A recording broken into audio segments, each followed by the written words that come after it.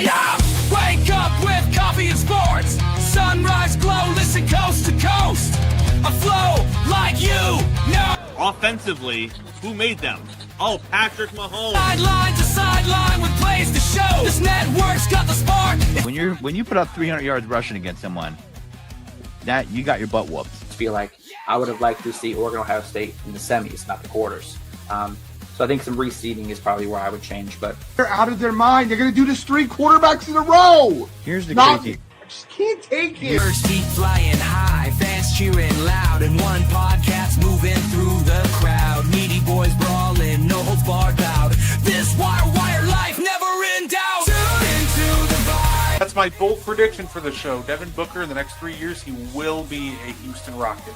Because I still think Seth is still at the top of his game. I do. I think he's right there.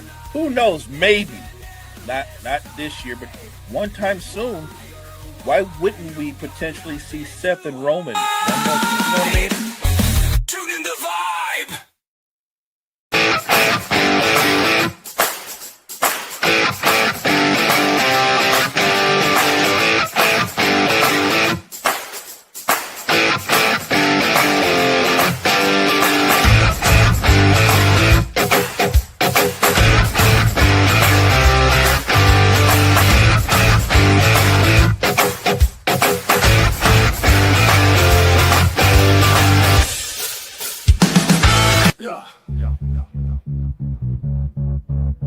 Lay on the mic tonight. News coming in left and right. Move better with the latest fight. Gene's got the insight tight. Champions rise and they fall. Wire to wire, got it all. Every move and every brawl. Tune in for the curtain call. Wrestling talk all night long.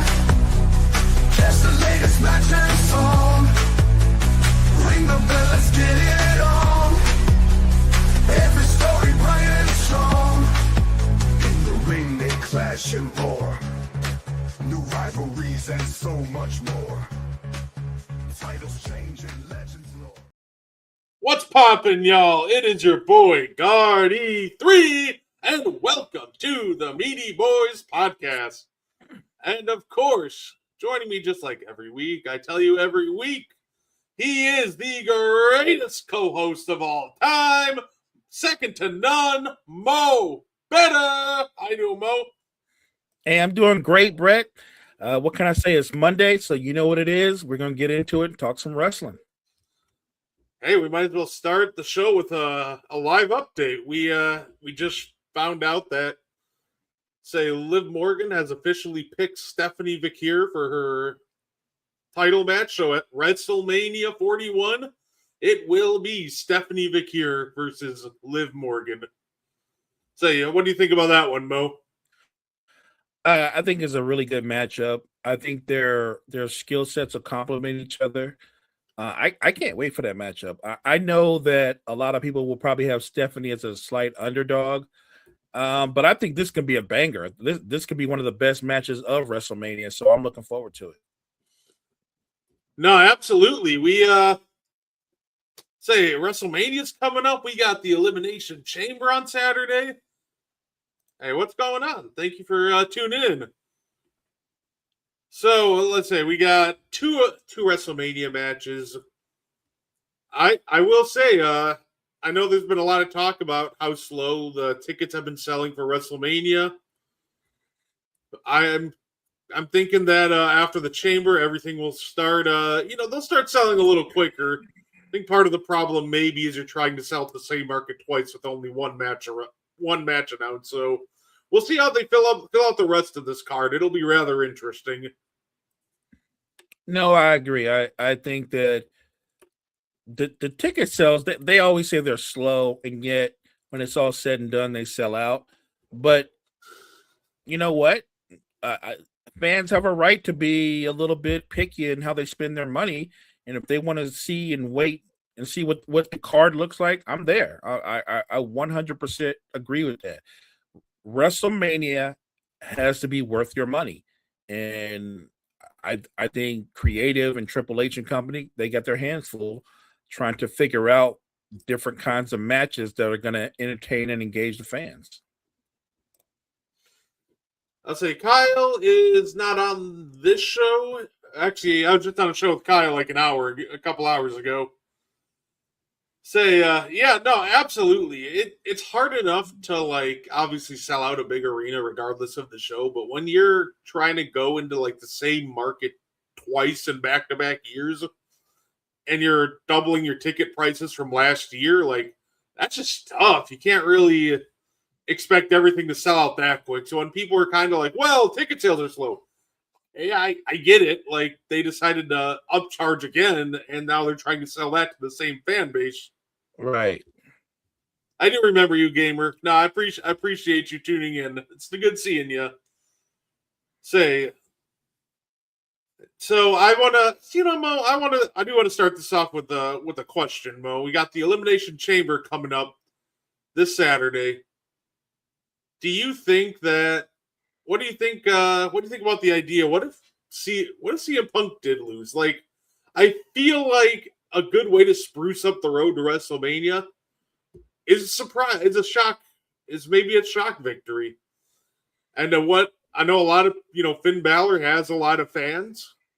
What if CM Punk does lose? Would you be hyped for maybe a Punk versus Balor match at WrestleMania, or maybe a Punk Balor insert third competitor triple threat match? Like, say, what do you think the odds are that Finn Balor pulls off the upset, and would you be down for a upset victory from him on Saturday?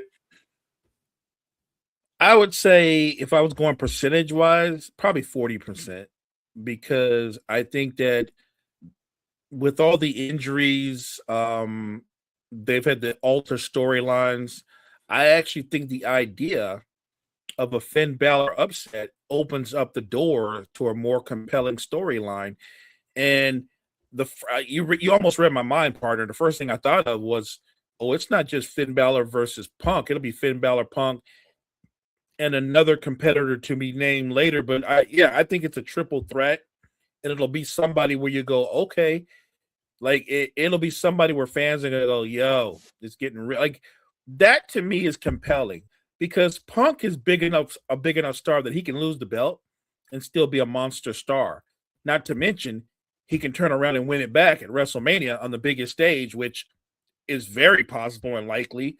But I think just for compelling storytelling, it's not like Finn Balor has never not been a champion. It's not like Finn Balor, when he was a solo performer, wasn't right there at the top with anybody else. He can compete with anybody. It's not unbelievable that he could beat CM Punk. It's really about what Triple H and company want to do with the storylines, because I do think every time there's an injury, they have to alter something. I know Brunson Reed is a star. He's not one of the biggest stars, but he is part of the vision. And I think his injury, if it's serious enough, it's going to alter even more of what they do going forward. So I like your idea, and I hope the powers that be are out there listening to your idea. I'm a huge CM Punk fan, so don't get me wrong. If he loses it, I'll be like, oh man, Punk lost. But if it's to build up the storyline where he can win it back in a triple threat, sign me up. No, that's fair enough. It almost feels like that if he was healthy, like the perfect third guy for a triple threat match in this situation would be Seth Rollins. Oh wow. But obviously I don't know how Seth is gonna be. Come WrestleMania. It might be maybe night after WrestleMania return. Right. Also, well, what do you think about this whole like mystery crate idea? Like, obviously there's a crate and it says delivered to WWE, do not open until 2/28, which is obviously the day of the Elimination Chamber.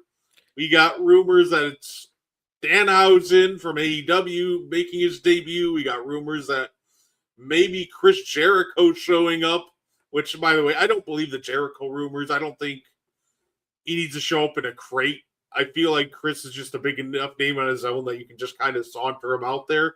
Respect. That you don't need to, gimmick of the crate. So I'm curious. Do you have any predictions on who comes out of the crate or what that crate is on Saturday? I don't, but let's look at it from this standpoint.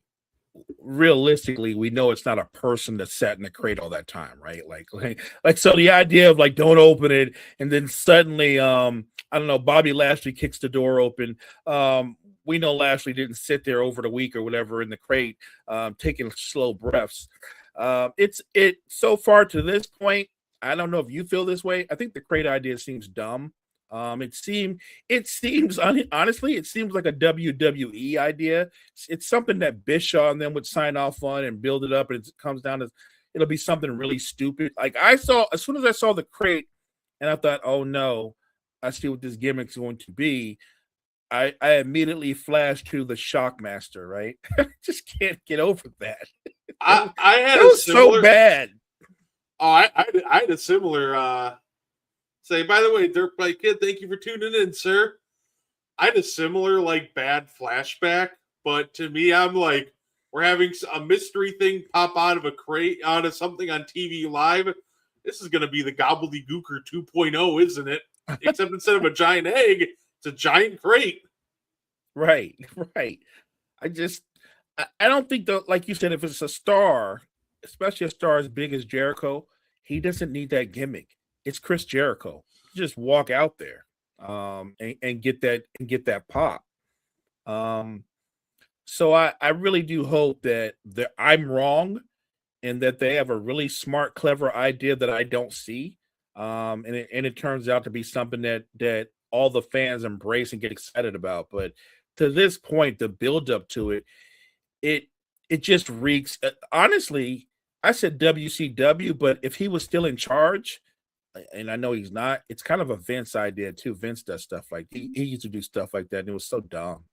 I just hope I'm wrong and it doesn't disappoint a bunch of fans. I still think the idea of it being an actual person like Danhausen or Jericho is hilarious because of what you said earlier.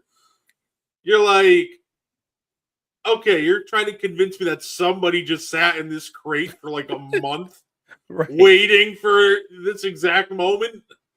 Are they just like, tossing little crumbs of food in there? Like, there you go. No, I'm looking forward to, we got Becky and AJ for the IC title. That's going to be fun. That is. I feel like they're gonna have Becky win this one, but I feel like she's gonna have to cheat to win. So we're gonna set up the rematch for WrestleMania because at this point that's your WrestleMania match. So I feel like I don't even know if this is gonna be a match. Maybe it's more of an angle, but either way, I think Becky's coming out on top. Maybe like wins. Maybe AJ wins by DQ or Becky loses by count out, but. Like, I don't know, Mo. I feel like this match is going to be more of an angle leading to WrestleMania than an actual match. I agree. I think it's a setup. But let me ask you this. You and I are always talking about the usage of young up-and-coming stars on the bigger stages. Could this be a setup to where we get a triple threat match with Becky, AJ, and Maxine? Well, I'd say I'm not sure. Natalia actually beat the crap out of Maxine on Raw. Again? Well, left her laying. Well, probably won't be Maxine then. Then again, I don't know. Look, I actually like her new persona, Natty. I kind of like it. I don't know why, but I kind of like it. But do I think she's going to be in a main event in WrestleMania? Probably not, or one of the bigger matches. But I can see Maxine maybe getting an opportunity. Like I said, she's one of the young up-and-comings. And I'm not saying she has to win. Sometimes when you're a younger star, if you're in that kind of match and you just have a good showing, it can catapult your career. No, absolutely. I don't even think, Natalia needs to be like, in the main event picture. I think she's like that perfect mid-card like monster heel. Like you can give her a couple of IC title runs. She's like the perfect gatekeeper separating the mid card from the main event, and I think that's a perfect role for her. I like that, and she's also a huge company person. So if she had a belt, I think she'd understand putting over the next person, if you know what I mean. No, absolutely. It looks like, by the way, on Raw right now, we have Lesnar's out there, and he's just issued an open challenge for WrestleMania.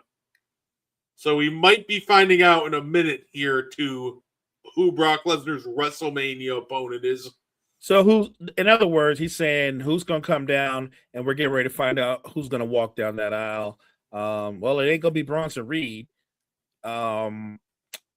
Is Oba going to come marching down the aisle? Because I'm okay with that. They just showed Oba. He is backstage. I'm hoping that's true. But let's see.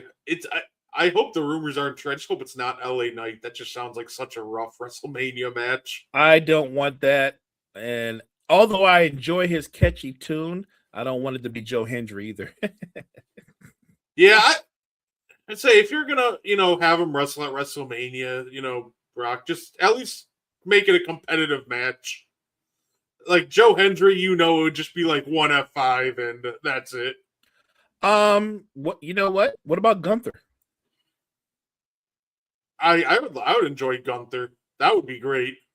I think Gunther's not afraid of Brock. And he's a better technician than Brock. Like I think Gunther could give Brock problems, especially if he clamps that sleeper on him. No, absolutely.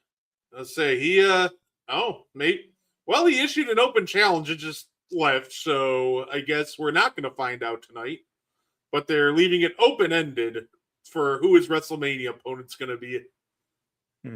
But no, I personally would love like Oba Femi. Like it feels like I said, it feels like they're gonna probably save Gunther versus Lesnar for SummerSlam, but okay. Like I said, I'm really liking Oba. As long as Oba wins. Yeah, I'm with you. I hate the idea.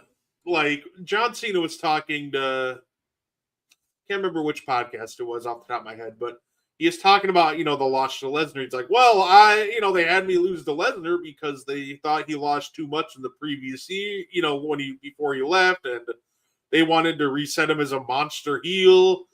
And once again, I feel like WWE just forgets that there are some guys that are just solidified. Like they can lose however much they want and it won't affect them.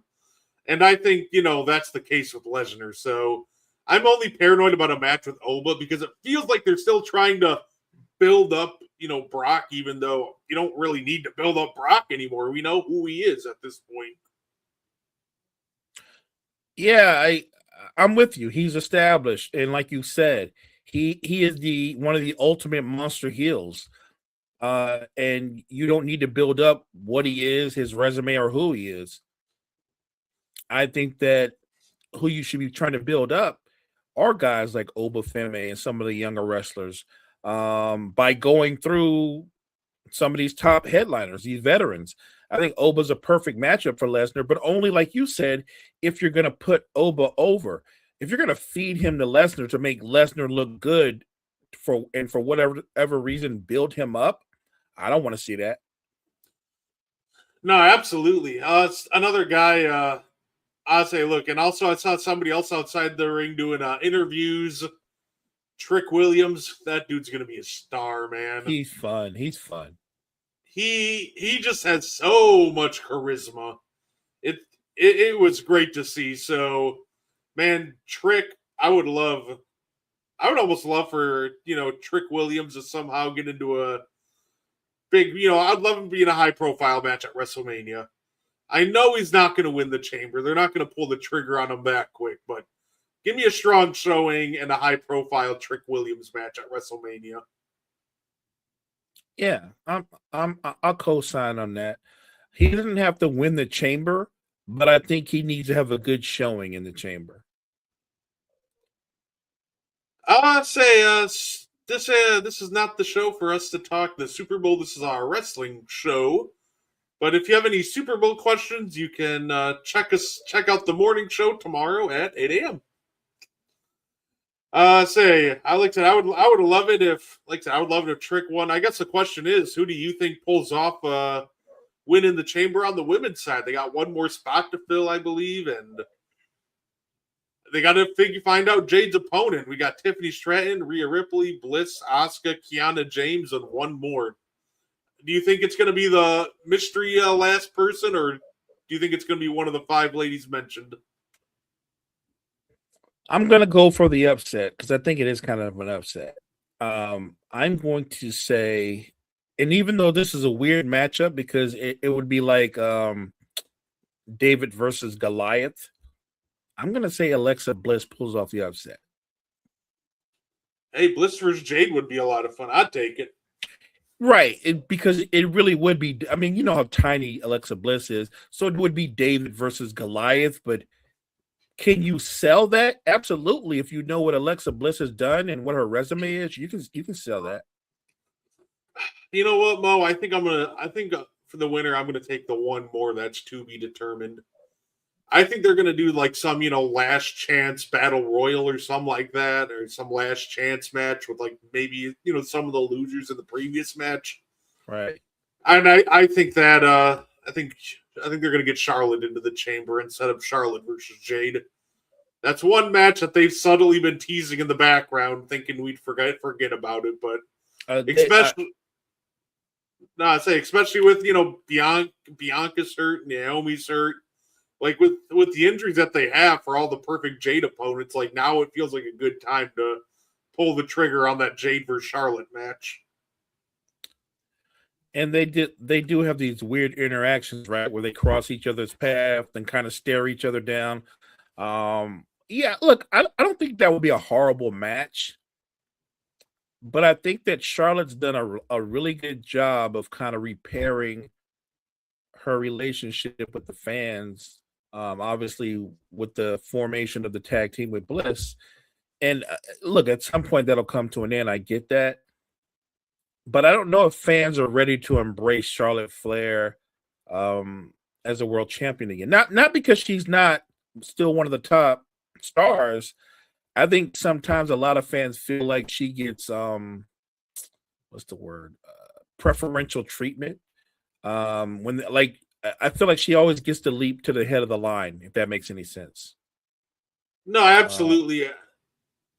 I think almost the only way you put Charlotte in that position, though, is if you're having Jade win to help her, use her to get Jade over even more. Yeah, and guess what? I'm with you. If you're going to give Charlotte that opportunity, it needs to be with the idea that you're going to put Jade over more and make her, because we're established, they're trying to make her a monster heel. Taking out somebody like Charlotte at WrestleMania with the belt on the line, yeah, that matters. That's how you would build Jade up more. So I do like that idea. And you're right. They're going to have to think about other alternatives because Bianca's not going to be able to compete because obviously Naomi is with child and she's out of the picture. Rhea is in the picture, but I feel like as long as her and Io are the tag team champions, Rhea's not really going to be the one they push out there for a singles championship run, at least not right now. So I'm open to new names, or yes, if you want to put Charlotte out there for Jade, I could do that. Look, I think a new name that blew everybody away in the Royal Rumble was Lash Legend. She absolutely, I mean, she showed up. Not just her, all the talent from NXT. Sal Rook is a monster. I mean, Lash Legend, like there's so much talent on the roster. I just want them to highlight some of them on the biggest stage. Yeah, absolutely. No, for sure. I do hope that maybe like the women's like United States title gets some love just for that reason. Like, let's get some of these NXT women on there too. I know, like I said, for that big world title match, I might put Rhea Ripley in there too. Like, Rhea Ripley's so much fun when she actually faces another powerhouse because normally she has to be, the strong, women in the match. But when you put her with another powerhouse, all of a sudden, like, she starts doing some, like, cruiserweight stuff. And she really gets moving when you give her a strong base to work off of. So, say Rhea versus Jade actually just might be a lot of fun, too. Sign me up for that one, too. The only difference is I don't see Jade beating Rhea, at least not clean. could you sell Jade beating Rhea if she got some help or something? Yeah, because and like I said, when you're a heel, that's the beauty of being a heel. You have a much bigger bag than the face does, and you're not held to the same standard that the face is held to. You're going to do something shisty or shady, and everybody's going to be okay with it because you're a heel. No, absolutely. Say Javon Evans versus Kofi Kingston. That's a good one. Say that the match going on right now is Javon versus Kofi. As much as I don't like the New Day's gimmick right now, putting these two together is actually a great move. The interesting thing is, in a lot of ways, isn't Javon like a young Kofi, right? Like people forget what Kofi was like when he was take 10 years off of his body or 12 years off his body. He was doing a lot of the things that Javon Evans was doing, including being a standout as a solo performer. So it's an interesting matchup because you've got the pupil versus the teacher in some ways. Kofi's nearing the end of his career. Javon's just getting started.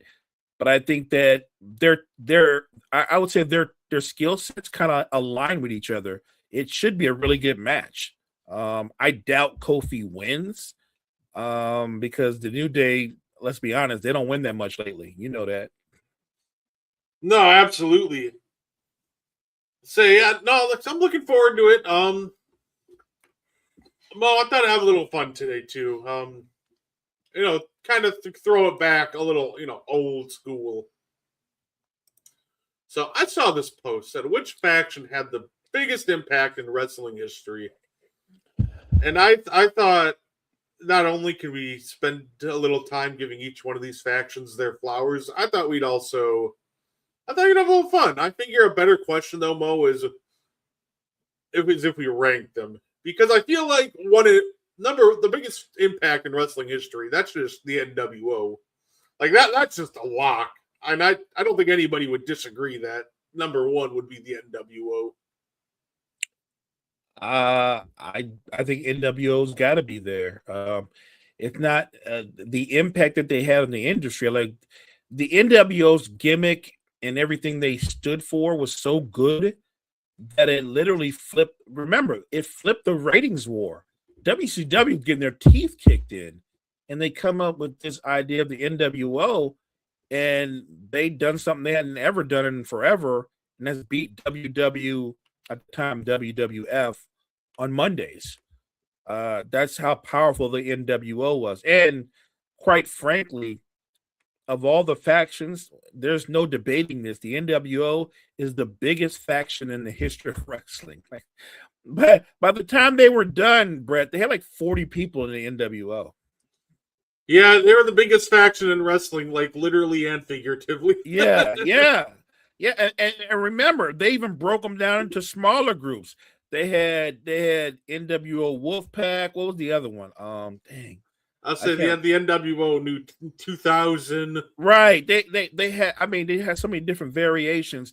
But I think if I'm ranking them, absolutely, I'm going to NWO 1. But I'm not mad at anybody that says DX 1. You damn sure can make a case for DX, but I like the top two for sure.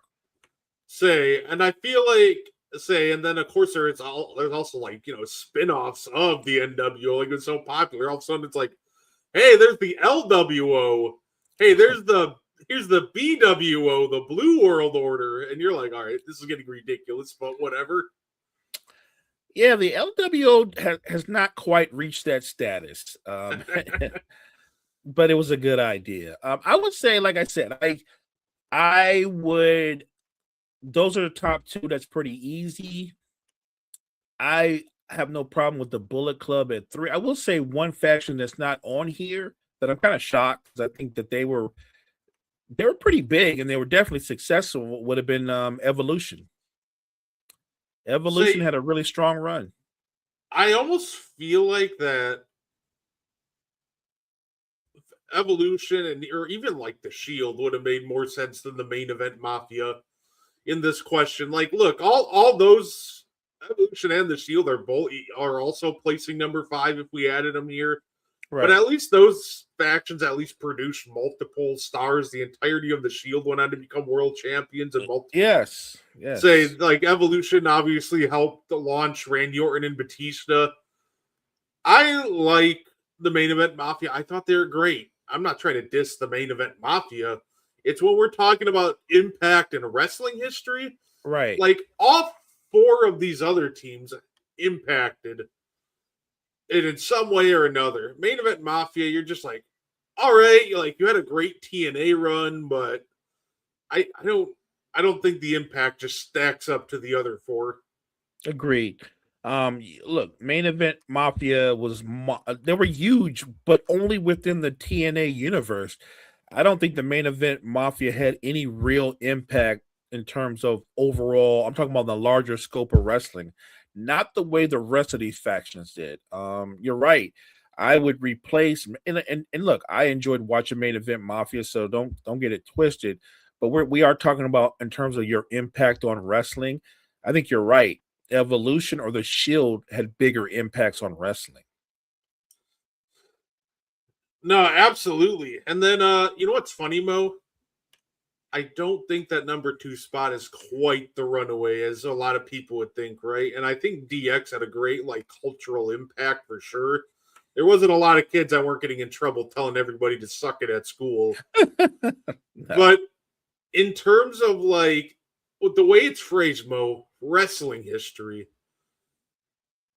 if anybody doesn't know what the Bullet Club did, the Bullet Club were the guys that helped get New Japan over to America, and then they also helped show that there, was a calling for an alternative to WWE when they hosted the first All In that sold out Madison Square Garden. Off of them spawned the Elite, which also, obviously, the Elite helped start AEW.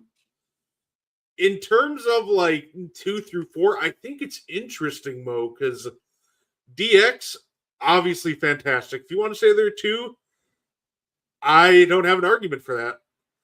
But in terms of wrestling history, I think you're almost picking hairs, because I genuinely think you could make a very good argument that the Bullet Club should be 2, or if you want to say the Elite for starting AEW at 2, I think you can make a very strong argument for both of those factions at 2 for impact in wrestling history. That's why it makes this so fun. I think they have compelling cases. I don't know if they eclipse what DX did, because what DX did, nobody had ever done before. And within the framework of DX, Triple H was the heavyweight champion.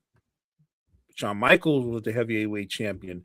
The New Age Outlaws were the tag team champions multiple times. And don't forget what DX did. Remember when DX got into the tank and they drove down to WC? They've done so many over the top things. And my only problem is I can give the Bullet Club their credit and their flowers and the Elite, but DX was reigning over all of wrestling because WWE or WWF at the time was the biggest and the baddest. Now, whatever you say, that hasn't changed. They're still the biggest and the baddest. And as good as AEW has been and has come up, I don't think you're carrying the same weight or carrying the same water that Degeneration X is carrying, because they're doing it on a much bigger stage, a much bigger platform. I don't think they have an equal in that. You say there's an argument for 2. I think you can make a case. I just don't think you can make a winning case to move DX out of the 2 spot. I think there's a better chance to make an argument for DX to be 1 than not be 2, but not. I just don't think the Bullet Club. I get what they did. I just don't think that we forget all the belts that DX held and all the impact that they had throughout wrestling. And it's weird because there's the original version of DX, and then I think they regrouped for a while years later, and they won more belts and more titles. I think DX is very unique, like I said, because the formation of them, what they did originally, with China being the first female star that was an enforcer and had the impact on a role that she had within DX. I think they were trendsetters that way. I don't know if any of the others are trendsetters. I think that the Bullet Club, because of bringing over the talent from New Japan, I get their impact. I just think overall DX had not just a cultural impact, but they had a huge impact in what they did in the ring. Yeah, I'd say, like I said, for me, when I look at this, it's like, to me, like, I don't think anybody has a case for the number one spot over the NWO. Like, I love DX, but like at the same time, it's like that's a little too big. But I did love the DX like 2006 run.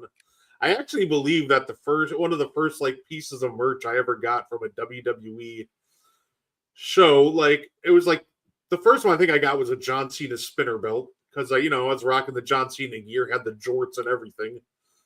And then I think after that though, it was a DX hoodie that I would wear like every day. So believe me, yeah, no, I agree. I love D-Generation X, but yeah, no, the impact that the Bullet Club and the Elite had outside of, with reshaping the indies and helping come up with the whole entire alternative company. Like I said, to me, when I look at that, I'm like, man, it's so tough to rank them. But hey, you know what? I think we can agree on one thing, Mo. All these guys deserve their flowers. Absolutely terrific factions. No argument there. They all deserve their flowers. I 100% co-sign that. And like I said, you could throw the Shield in there. I guess if this is the top 5, the Shield could be 6, Evolution could be 7, or vice versa. I think if you had a top 10, you'd probably throw the Horsemen in there too. I'm trying to think of another impactful faction. Say the Freebirds. Say Von Erichs. The Von Erich. It's weird because they don't consider them a faction, but there was like at one point before all the tragedy, there were like 7 or 8 of those jokers. So that's definitely a faction. Yeah, no, absolutely. That was my first thought when I saw that too. I was like, look, I love the Main Event Mafia. I thought they were great for what TNA needed, but man, like if you would have thrown like the Shield, the Freebirds, the Von Erichs, like I feel like those guys would like Evolution. Like I feel like they would have made more sense. Like I said, I thought the Main Event Mafia was cool, but in terms of impact, it's like, oh, you impacted the TNA main event scene in 2010, but that's all right, I guess. Like that's still cool. I respect it. It did lead to some really hilarious Scott Steiner moments, so I can't even hate it. Scott Steiner's he was so naturally funny during that time. Look, I'm gonna tell people this: if you never got to see Big Papa Pump do a promo, you missed out on some dimes. And I'm talking about him in the NWO, and I'm talking about him later on down the line with the Main Event Mafia. Scott Steiner was must-see TV because you don't know what was coming out of his mouth, but it was going to be something hilarious. If you've never watched Scott Steiner promos, I'll tell you exactly where to start. Steiner Math. Go watch TNA. Type in Steiner Math. It is the most terrific promo you might hear in your life. I think it might have changed my life. Like it was so much better after hearing Steiner Math.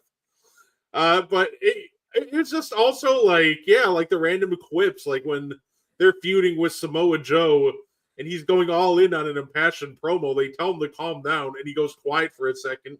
You see the interviewer about to raise the mic to talk, and all of a sudden Scott picks his mic up and he just screams into his mic, "He's fat!" Like, all right, Scott. Scott Steiner's fun. He is. He's definitely a character. The Big Papa Pump persona was perfect for him. If you don't know Scott Steiner, before he was Papa Pump, obviously he and his brother Rick Steiner were a terrific tag team in WCW and throughout the Mid-South, and they held various titles. But once he found that thing, and every wrestler finds it, that thing where they're like, this is the character I was meant to be, he embraced the big Papa Pump thing to the 10th power. I just remember him coming out in WCW and always coming out talking about where all his freaks were. Like he made me laugh with just the silly stuff that came out of his mouth.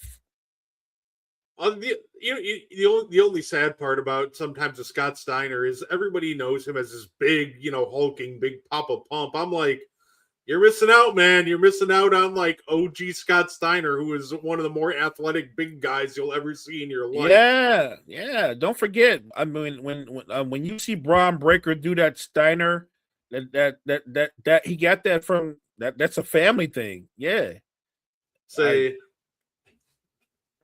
No, absolutely. Like, say when him and Rick would team up in WCW, like.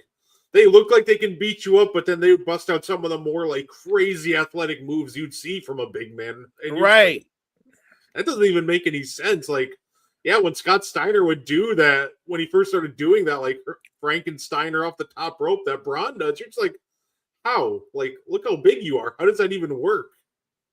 Yeah, he was a freakish athlete, way ahead of his time. Rick was a great athlete too, but Scott was next level. Like you can see where Breaker gets it from, right? Like that's definitely like that was passed down, that athleticism and the explosiveness. But yeah, man, I forget a Scott Steiner promo is hilarious. It was fun. No, absolutely. I'm looking forward to. So I got a fun question for you, Mo. It's another one of those fun little would you do it. All right. Mo, I walk up to you. I say, I'm going to give you $300. However, you have to watch a 6-match wrestling card with all of the worst matches in wrestling history. Would you do it? Wait, you're going to pay me $300 to watch the 6 most awful matches I've ever seen? Yeah, so it's like, all right, so it's like, all right, sit down opening match. Hulk Hogan versus Ultimate Warrior, 1998 Halloween Havoc. Ugh.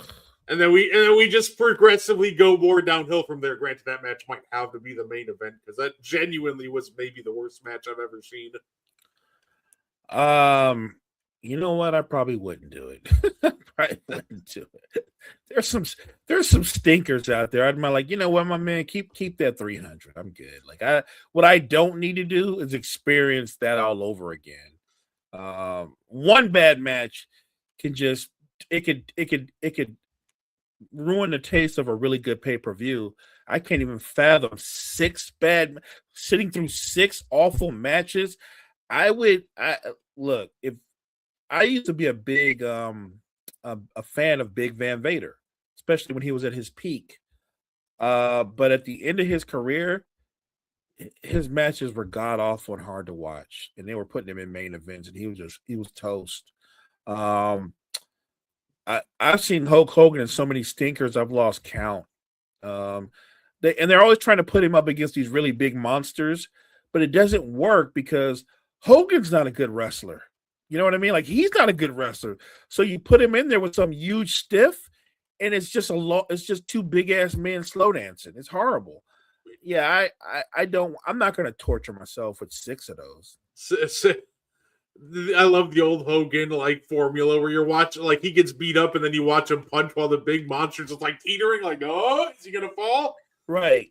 Now I don't even know what the card would look like for me, because I would probably consider it, but Papa Shango and Ultimate Warrior, yeah. Ooh, that's a good one. Papa Shango and Ultimate Reed Warrior. mentioned one of them that would probably be on mine. Undertaker versus Giant Gonzalez. Doesn't matter which one. Like, the WrestleMania match was bad, but then they have like a body bag rematch at SummerSlam, which was equally as bad, if not worse. But there's a second Undertaker match out on there, and it pains me because I love Taker. But the main event of the evening for me, if it's not Hogan versus Warrior, would probably be Undertaker versus Goldberg at Crown Jewel. That's a good one. Well, that's actually a really bad one, but a good one. But yeah, I think the worst match I've ever seen would have been Hogan versus Zeus. You know what I'm talking about, right? Oh yeah, because he was Tiny filming. He was doing Fridays. He was Debo Yeah. from Fridays, but he was so stiff. And Hogan was already stiff himself, but those were horrible, horrible matches. They were terrible matches. Yeah, because that's right. Because he was filming like what was it, No Holds Barred, and the main villain was remember Zeus. that? Yeah, it was And horrible. they decided that we're gonna put him and Zeus in the match, Right. Oh and it my just God. turned out to be brutal. I guess I can count my blessing because as bad as WWE was at that sometimes they weren't WCW level bad of putting movie actors and props into their show. Like the first moment that comes to mind when I'm thinking of like movie stars in WCW for some reason, it's when they brought in a RoboCop to tear the door off that one cage to save the Sting, and you're just like, come on. And then we had Chucky scaring Scott Steiner, and then we had David Arquette winning the World Heavyweight title. Yeah, they did some wild stuff. And by the way, I'm with you, T3&D, but I would say this: almost any match with Kamala in it was a bad match. Almost any Kamala match is a bad match.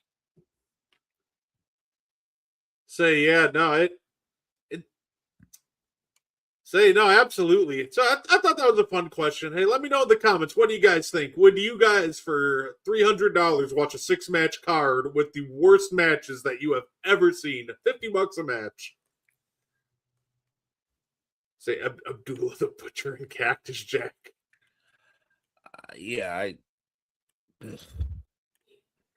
Say no. T3&D would. My man, see that's a soldier for you right there. He said he would. Tougher than me. Say or just watch 1995 WWE. Oh, there you go. That kind of just makes up for. Look, when I tried to go back and watch historical WWE events, one of the things I watched was 1995 SummerSlam, and you're getting hyped. You're like, oh, cool. I wonder what the main event is. It's Diesel versus Mabel, and I'm like, I might just turn this off now because you knew it wasn't going to be good. But then you're like, oh, maybe it's going to be some epic heavyweight clash. It wasn't. Although I got to shout out my guy Mabel because I thought he was I really enjoy. I low-key enjoyed him when he was Big Daddy V in ECW. Just a big hulking dude that would beat people up. I honestly loved it as a kid. I think when he went to ECW, I think he gained some credibility. You know what I mean? Like you could sell him on being a big, powerful guy that was beating people up. You could sell when he was he was like a perfection or something like that, but he's like a joke. Nobody really took Mabel serious as a competitor. Yeah, no, absolutely. And the funny part is, to set that match up, you had another all-time stinker of a pay-per-view, because obviously back in the day, they had the King of the Ring tournament. Whoever would King of the Ring would main event SummerSlam, like they did with, Gunther and last year, which is a great idea. But in 1995, obviously when Mabel won the tournament, they decided to do an underdog run, and you had guys like Taker, Shawn Michaels in this tournament. We had 4 different Savio Vega matches that night. And I remember just being so lost because I'm expecting it to be maybe Shawn Michaels versus Mabel in the main event.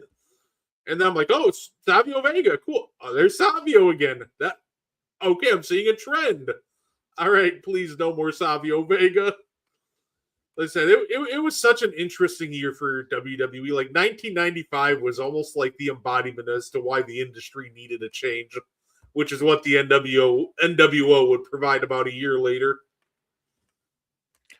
You know what? It's funny because a lot of Andre the Giant's matches, when he went up against like other monster size heels or faces, they just didn't hit. I think Andre's best matches were against guys that were a lot smaller than him. but they were better and more credible performers.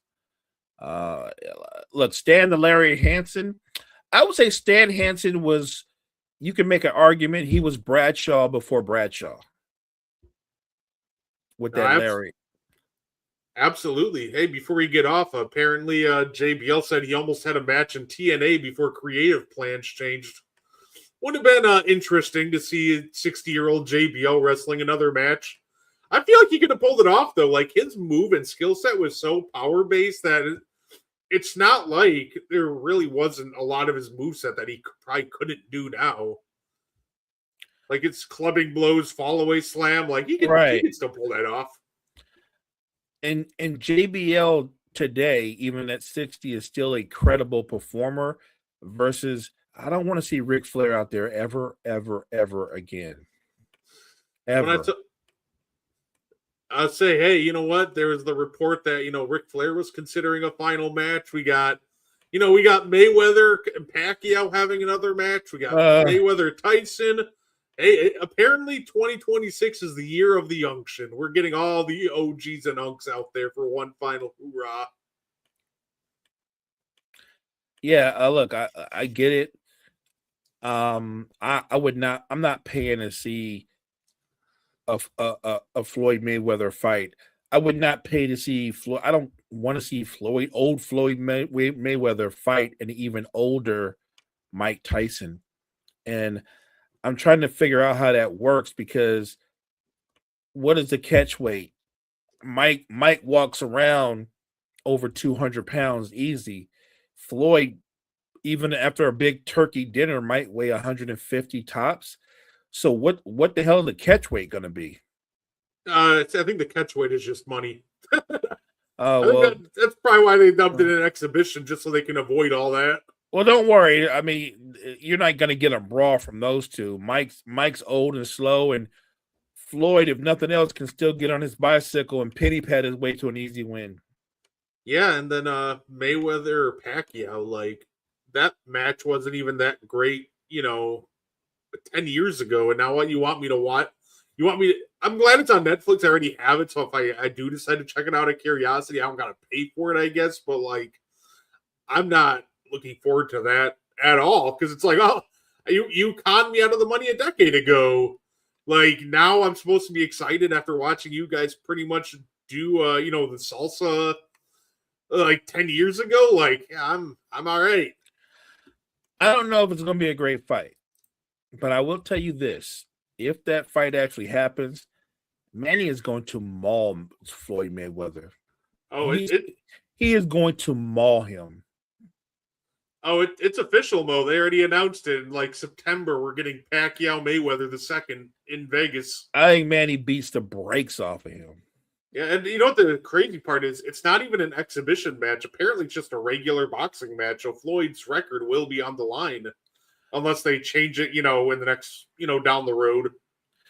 This is gonna be like Sugar Ray when he fought Camacho, and they were like, "Oh, he's gonna kill Camacho," and Camacho beat the brakes off that dude. I'm telling you, Floyd is making a mistake. He is making a serious mistake. He must really need the money.